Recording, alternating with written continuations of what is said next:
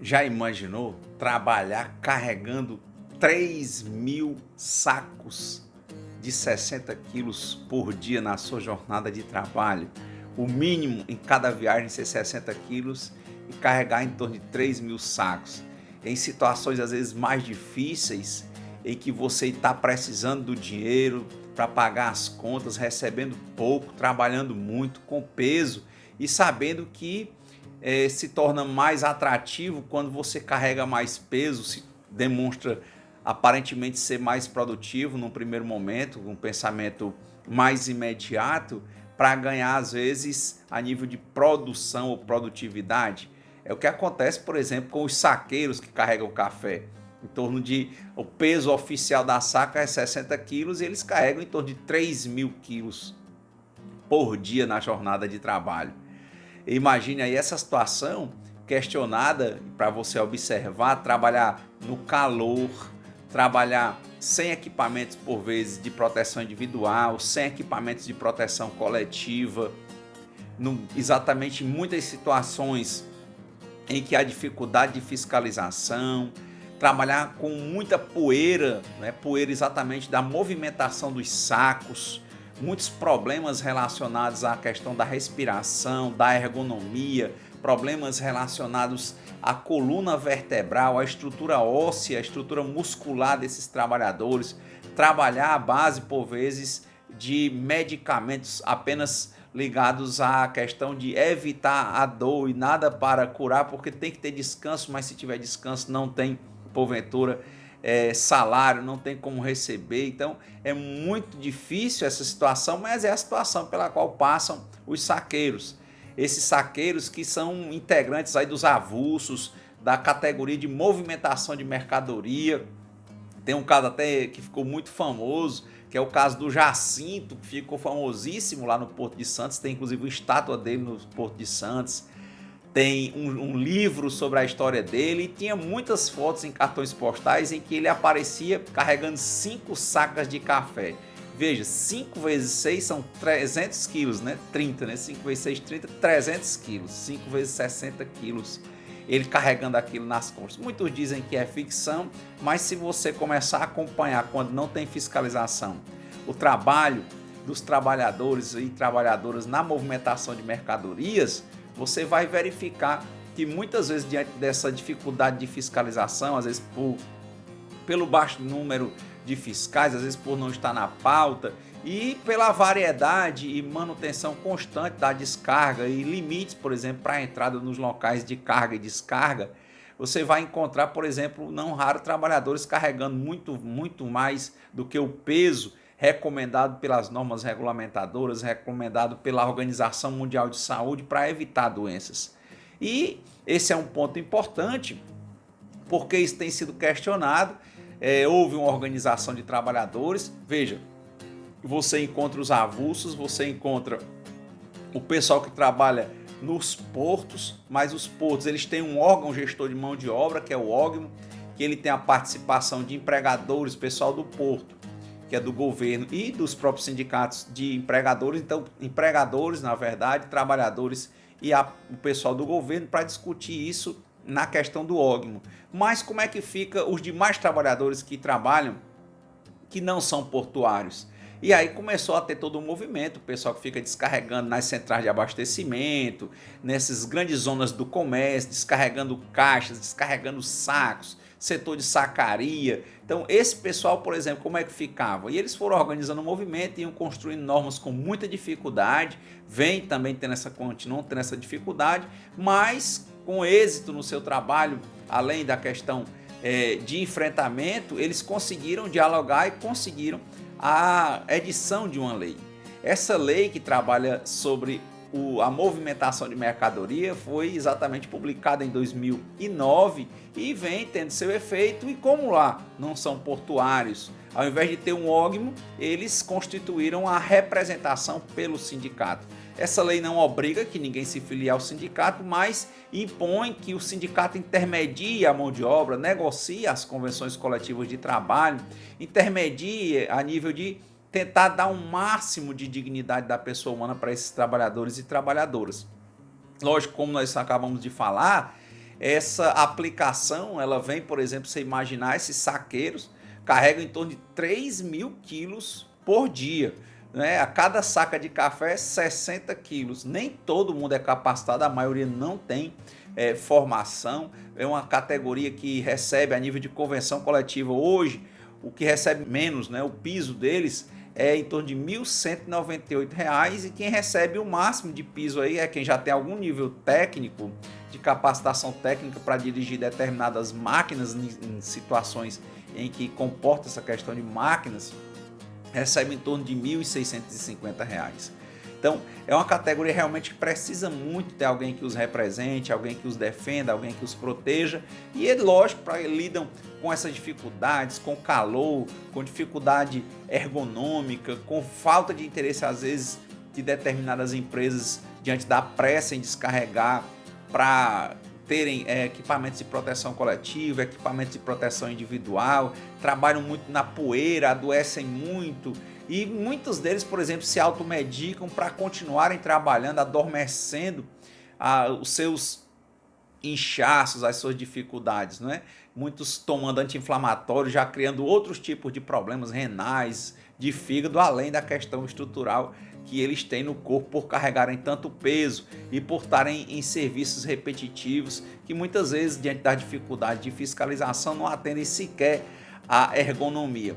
E nesse ponto, diante dessa situação tão difícil, ter uma lei, ter sindicato que represente, ainda assim incomoda demais. E dentro desses incômodos, o Supremo Tribunal Federal recebeu em 2017 uma ação direta de inconstitucionalidade proposta pela Associação Brasileira de Centrais de Abastecimento, essa Abracem, veja que no seu estado deve ter, tem a CEAGESP em São Paulo, tem a CEASA aqui no estado do Ceará e vários outros, por exemplo, eles entraram dentro dessa perspectiva incomodados com a participação do sindicato intermediando essa mão de obra. E entraram com ação muito forte pedindo a inconstitucionalidade para afastar totalmente a participação dos sindicatos, com a consequente declaração da inconstitucionalidade da lei de 2009, que nós vamos falar aqui, para que você perceba essa situação difícil dos trabalhadores e trabalhadoras na movimentação. Você deve estar se questionando, será que tem mulher nessa categoria? Tem. Lógico que elas são um número menor, mas tem integrantes dessa categoria, até porque tem os que têm uma formação técnica para conduzirem, por exemplo, empilhadeiras, ligado a transpaleteiras, por exemplo, que fica tirando aqueles paletes, né, ou pallets. Você já deve ter visto nos mercantis, nos armazéns. Então, esse é um ponto importante mesmo para a gente discutir isso, porque nessa semana o Supremo Tribunal Federal saiu com uma decisão do ministro Edson Fachin, que é o relator para o caso, dessa ação de 2017, que é a ação 5845, ADI 5845, e o ministro acabou por aceitar os argumentos apresentados pela Confederação Nacional dos Trabalhadores em Movimentação de Mercadoria e Logística em geral. Inclusive eu tive a oportunidade de ser o autor da petição a nível de contratação com a Confederação, e também depois que nós conseguimos entrar como amicus curiae, dizendo que não caberia essa ação, tanto no mérito porque os artigos são constitucionais, e com relação às preliminares, porque essa associação não teria legitimidade ativa, conforme o artigo 103 da Constituição, para entrar com essa ação. E depois disso, a Presidência da República também foi favorável ao que foi dito pelo amicus curiae, a Procuradoria-Geral da República e a Advocacia-Geral da União, vendo que a lei, tanto ela é necessária quanto ela é constitucional, e que não caberia essa ação direta de inconstitucionalidade. Então foi uma decisão importante que foi tomada pelo ministro Edson Fachin, extinguindo o processo pelo não cabimento da ação, e disse, e logicamente fez uma fundamentação bem clara, dizendo que se coubesse ainda, né, se a associação fosse legítima para propor essa ação, os dispositivos que ela questiona são todos constitucionais. Então foi importante essa decisão, está aí para que você exatamente consiga enxergar essas coisas, que é uma das propostas aqui do nosso canal, dar visibilidade ao que é invisibilizado, e vamos seguindo aí. Obrigado para você que participa.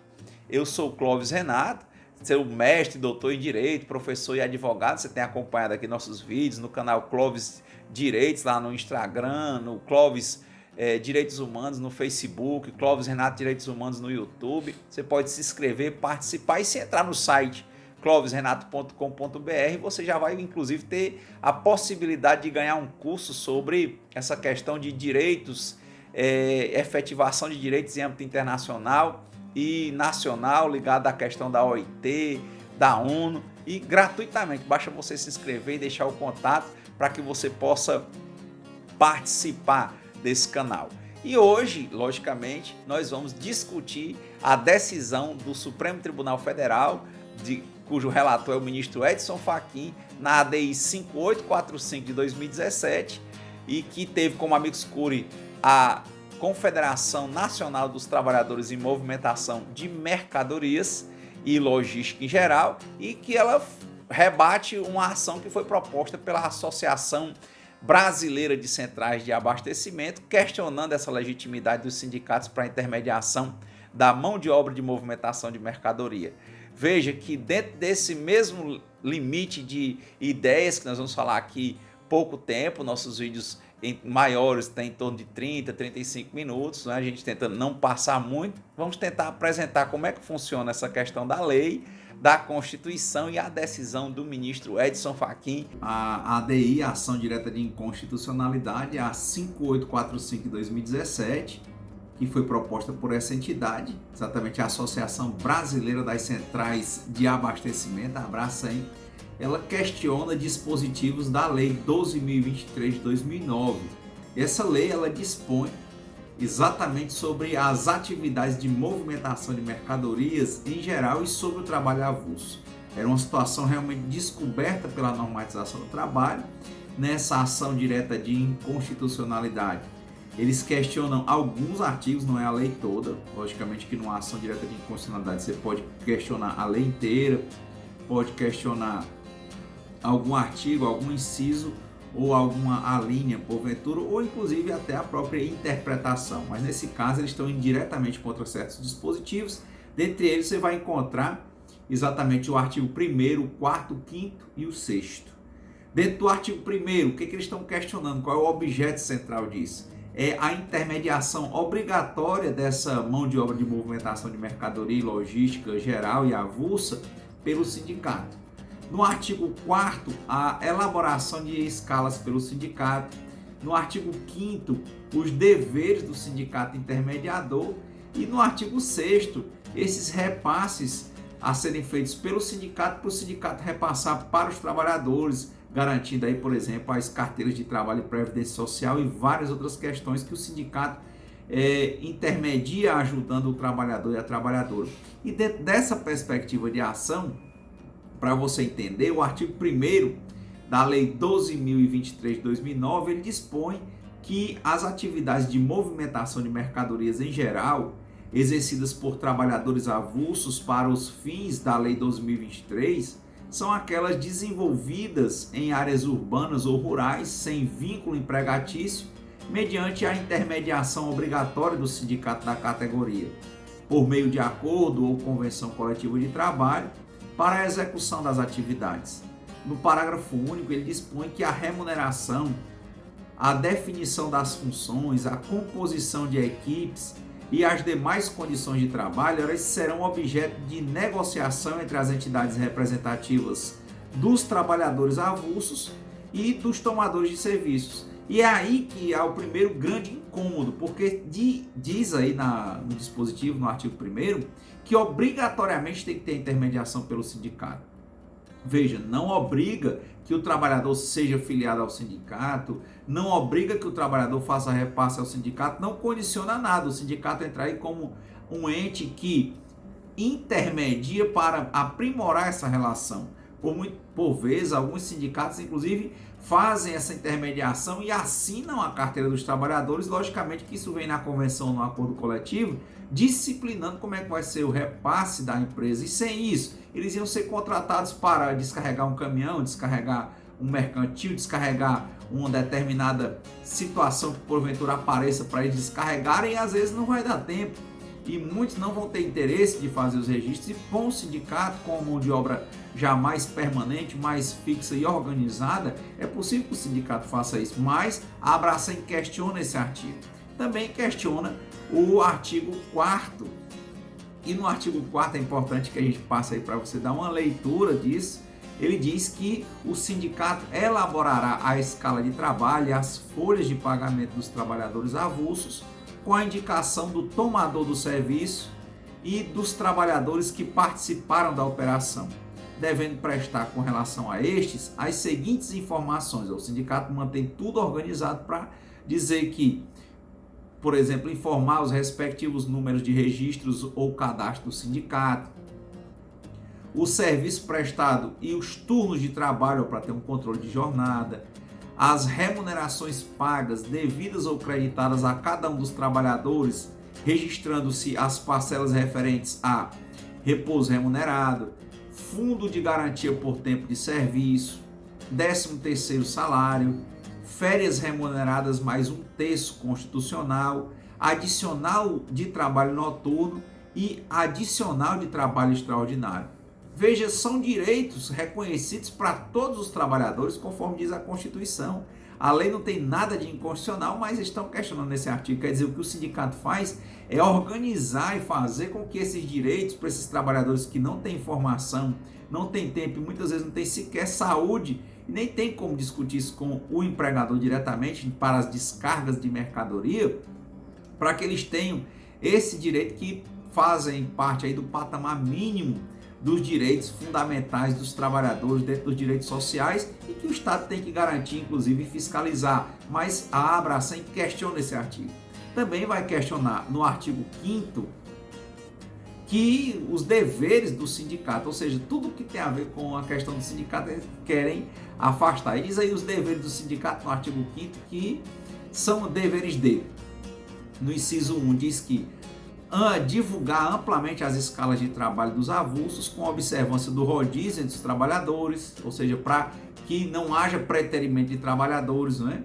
2. Proporcionar equilíbrio na distribuição das equipes e funções, visando a remuneração em igualdade de condições de trabalho para todos e a efetiva participação dos trabalhadores não sindicalizados.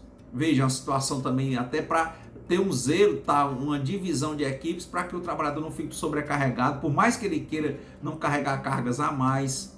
O outro é exibir, e aí dentro dessa mesma linha, repassar aos respectivos beneficiários no prazo máximo de 72 horas úteis, contados a partir do seu arrecadamento, os valores devidos e pagos pelos trabalhadores do serviço relativos à remuneração do trabalho avulso, exibir para os tomadores da mão de obra avulsa e para as fiscalizações competentes os documentos que comprovem o efetivo pagamento das remunerações devidas aos trabalhadores avulsos, zelar pela observância das normas de segurança, higiene e saúde no trabalho, firmar acordo ou convenção coletiva de trabalho para a normatização das condições de trabalho.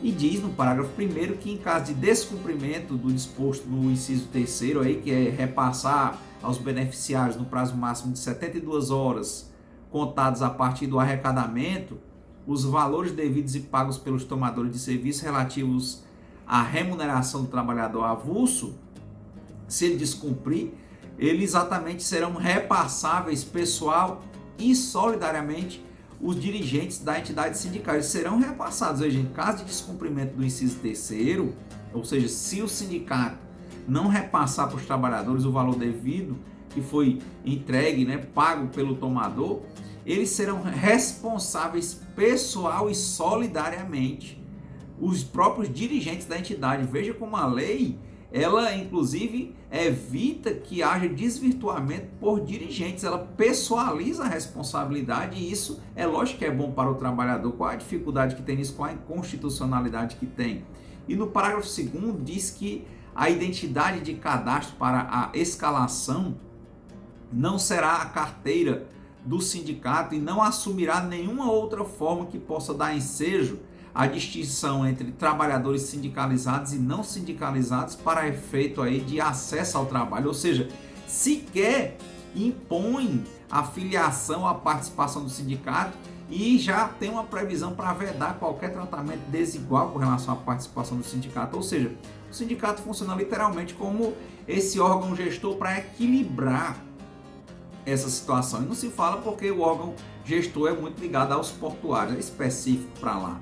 Então veja, isso está sendo questionado e como é que isso é inconstitucional. Por isso que o ministro não só não reconheceu a legitimidade da associação, ele percebeu que havia interesse particular da associação com relação às decisões, com relação a essa ação, e também no mérito ele foi apresentando artigo por artigo que os artigos não são inconstitucionais, mas são constitucionais. E aí vamos para os dispositivos que eles destacam a Abracem, quer dizer que são inconstitucionais, mas que ninguém até agora, né, das autoridades respectivas, nem a Confederação e nem o ministro relator viu como inconstitucionais, que são os dispositivos 1 e 2 aí do artigo 6º, exatamente que ele fala na Lei 12.023/2009, que diz que são deveres do tomador de serviço. 1. Pagar ao sindicato os valores devidos pelos serviços prestados ou dias trabalhados, acrescidos dos percentuais relativos a repouso remunerado, 13º salário e férias, acrescidas de 1/3, para viabilizar o pagamento do trabalhador avulso, bem como os percentuais referentes aos adicionais extraordinários e noturnos. Outra, efetuar o pagamento a que se refere no prazo máximo de 72 horas úteis, contadas a partir do encerramento do trabalho. Veja, a empresa tem até 72 horas para repassar ao sindicato os valores e diante do trabalho efetivamente prestado, e o sindicato tem até 72 horas para repassar o dinheiro recebido para os trabalhadores, sob pena de responsabilização pessoal dos dirigentes da entidade e solidária. Ou seja, o que há de inconstitucional nesse artigo? E foi isso que nós abordamos na nossa petição, em que nós conseguimos sermos aceitos via Confederação Nacional dos Trabalhadores em Movimentação de Mercadoria e Logística em geral, junto a essa ação como amicus curiae. E logicamente não estamos encontrando, não encontrávamos, é o que foi visto. É interessante, depois você puder dar uma analisada na ação direta de inconstitucionalidade, que ela fala exatamente nas manifestações na ADI, obrigatoriamente conforme a Constituição. Ela traz que tem que ser ouvida a Presidência da República, no caso.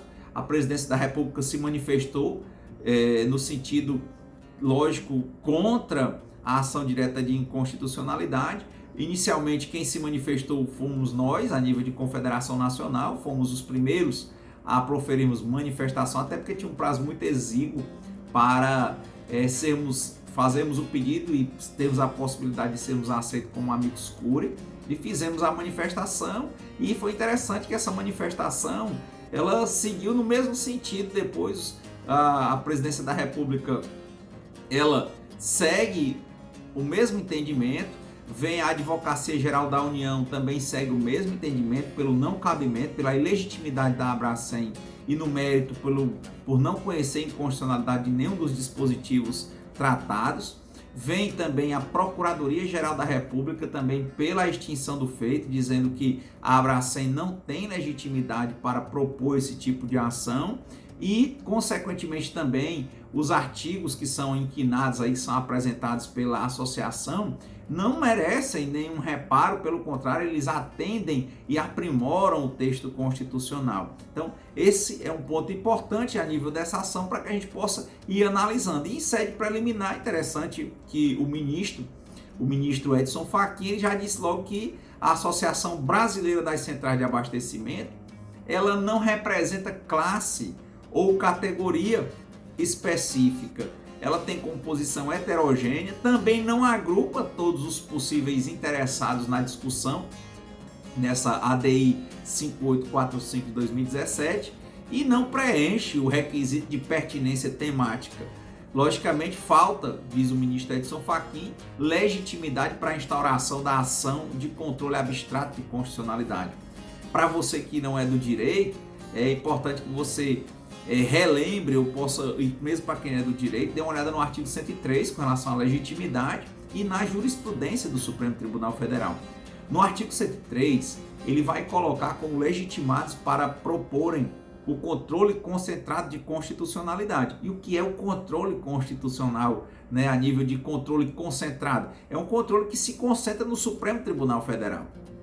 Então só o Supremo vai julgar, ele vai dar a primeira e última palavra nessa matéria, né? Então lá no 103, no controle concentrado, que também tem ações próprias, só são aquelas ações, em regra é a ação direta de inconstitucionalidade, a ação declaratória de constitucionalidade e a arguição por descumprimento de preceito fundamental. Eu lembrando aqui do tanto quantitativo, né, muitos anos lecionando direito constitucional e direito processual constitucional e trabalhando nessas matérias. Uma saudação aos meus alunos e alunas, tanto presenciais quanto virtuais.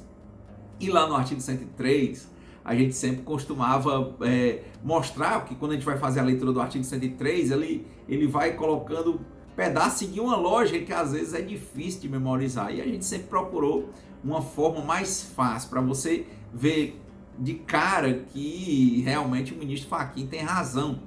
Apesar da decisão caber recurso, há uma tendência técnica, não é? Se porventura recorrerem ao próprio Supremo, demais no colegiado, confirmar a decisão do ministro Fachin, até pelo conjunto que consta nos autos. E nessa daí, o artigo 103, ele fala exatamente dos legitimados. E nós colocamos bem facinho, né, representação, lembrando que o poder executivo, né, seja estadual, municipal ou federal, até pouco tempo, né, nos municípios não eram considerados entes federativos. Isso só veio com a Constituição de 88. Aí fica mais fácil você souber essa história, porque no poder executivo só não vai ter legitimidade, grosso modo, no chefe de poder executivo, os prefeitos municipais. Então, tem legitimidade no poder executivo o presidente da República e qualquer um dos governadores de estados, né? Nós temos 26 estados e o Distrito Federal. Então, qualquer um deles pode propor e o presidente da República representando aí o poder executivo. Logicamente que quando ele fala de pertinência temática, é relevante que nós discutamos também. Por exemplo, se for um governador de estado, é lógico que ele tem que discutir uma lei que afete o estado dele, não pode ser qualquer lei. Então, dentro dessa perspectiva, uma associação dessa, ela tem que discutir algo que afete efetivamente os seus representados dentro de uma perspectiva de que prejudica, de que tem de fato uma pertinência a nível, a representação dela realmente é ampla, assim como é ampla, são amplos os efeitos de abstração da norma. Então, nós temos esses do Poder Executivo, e que tem que ter pertinência temática, temos do Poder Legislativo, mesa da Câmara, mesa da Câmara Federal, né? Mesa do Senado Federal e, logicamente, mesa de Assembleias Legislativas Estaduais. Como eu disse, município não entra. Aí vamos para o Poder Legislativo, o partido político com representação no Congresso Nacional. Então, basicamente, você encontra esses, Executivo e Legislativo. Encontra, a nível de Ministério Público, né, a Procuradoria-Geral da República, é o chefe do Ministério Público da União, Procurador-Geral da República. Vai encontrar a sociedade civil organizada, no caso, a organização aí, a OAB, né, o Conselho Federal da OAB, logicamente. Você vai encontrar a entidade de classe de âmbito nacional e a confederação sindical. Veja, confederação, ela é nacional. E nesse caso, eles estavam querendo entrar como entidade de classe de âmbito nacional, mas ela é uma mera associação, não é uma entidade de classe. E por isso também não tinha nem legitimidade nem pertinência temática. Então, basicamente, nós encontramos os representantes do Executivo, presidente da República, governadores de Estado e do Distrito Federal. No Poder Legislativo, mesa da Câmara, mesa do Senado e mesas de Assembleia Legislativa Estadual, tendo tudo pertinência temática.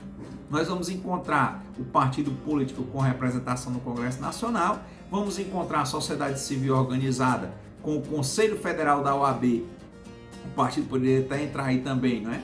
E você vai encontrar as entidades de classe de âmbito nacional e a Confederação Sindical, além do Ministério Público com o Procurador-Geral da República. Então esse é um ponto importante que também o ministro Fachin, isso na preliminar, disse que não caberia nessa ação 5845 de 2017, não caberia a Associação Brasileira de Centrais de Abastecimento ingressar com essa ação no controle concentrado, porque ela não está dentro dos legitimados no rol taxativo do artigo 103 da Constituição.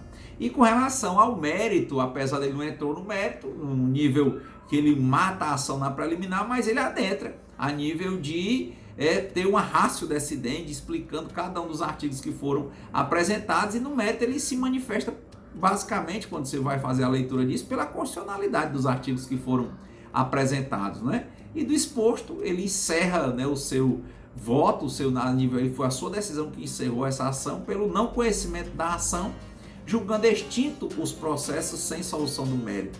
E você que pode estar questionando aí a nossa atuação, deve estar falando, poxa, você colocou que ele mantém a decisão, mas ele extinguiu a ação. Por quê? Porque pela norma e pela teoria do direito constitucional, nós sabemos que as normas elas têm presunção de constitucionalidade, não é? Então, ela já se presume constitucional. Quando ele extingue a ação, eles questionaram a constitucionalidade, e quando ele extingue a ação, ele mantém a constitucionalidade nesse sentido, né? Essa presunção, ela continua agora exatamente já com a avaliação do ministro do Supremo pela constitucionalidade dos artigos da lei que trata sobre movimentação de mercadoria, avulsos, de logística em geral. É importante que você observe esse nível de decisão, esse nível de domínio técnico. É importante, se você quiser, você pode baixar lá no processo, baixar inclusive a petição, que nós tivemos essa oportunidade junto à Confederação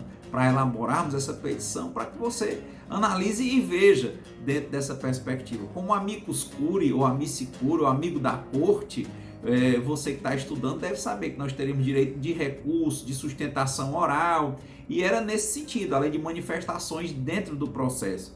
Tem um prazo específico, muito cuidado quando você pegar uma ação desse tipo, porque se passar o prazo para pedir para ser amicus curiae, a dificuldade fica muito maior do relator receber. Também muito importante ter o contato com os ministros, eles recebem os advogados. O ministro Edson Fachin, nós tivemos a oportunidade de estarmos lá junto com o vice-presidente da Confederação Nacional de Trabalhadores em Movimentação de Mercadoria, o senhor Alfredo, que também é do Sindicato de Sorocaba. Tivemos lá, conversamos com o ministro, mostramos o nosso ponto.